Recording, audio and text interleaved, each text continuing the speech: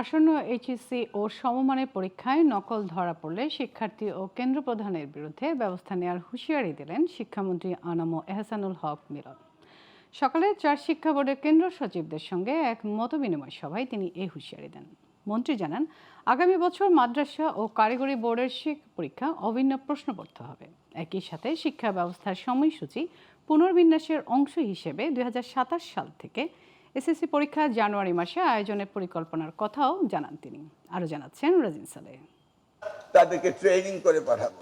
বুধবার রাজধানীর Azimpur girls school and college অডিটোরিয়ামে আসন্ন এইচএসসি ও সমমান পরীক্ষা ২০২৬ উপলক্ষে ৪ শিক্ষা বোর্ডের কেন্দ্র সচিবদের নিয়ে এই মত বিনিময় সভার আয়োজন। শিক্ষক নিয়োগ দিয়ে গিয়েছে। এতে প্রধান অতিথি ছিলেন শিক্ষামন্ত্রী আনম এহসানুল হক মিলন। এ সময় শিক্ষামন্ত্রী বলেন, কোনো পরীক্ষার্থীর কাছে নকল পাওয়া গেলে তাকে আইনের আওতায় আনা হবে। যারা হেড এক্সামিনার রয়েছেন, ইউনো সাহেবদের সাথে যোগাযোগ করে আপনারা কোনো রকম কোডে ভুল করবেন না। প্রশ্নপত্র সঠিকভাবে নিতে হবে। আপনি অবহেলা করবেন, শিক্ষার্থীরা দুর্ভোগ পোহাবে আর মন্ত্রীর বিরুদ্ধে নিউজ হবে। এটা তো আমার দোষ না, নাকি?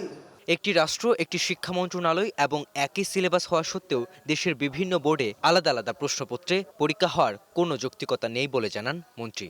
আগামী দিনগুলোতে কমন সাবজেক্টের পরীক্ষা হবে একসাথে, কোন রকম ভিন্নতর প্রশ্ন হবে না।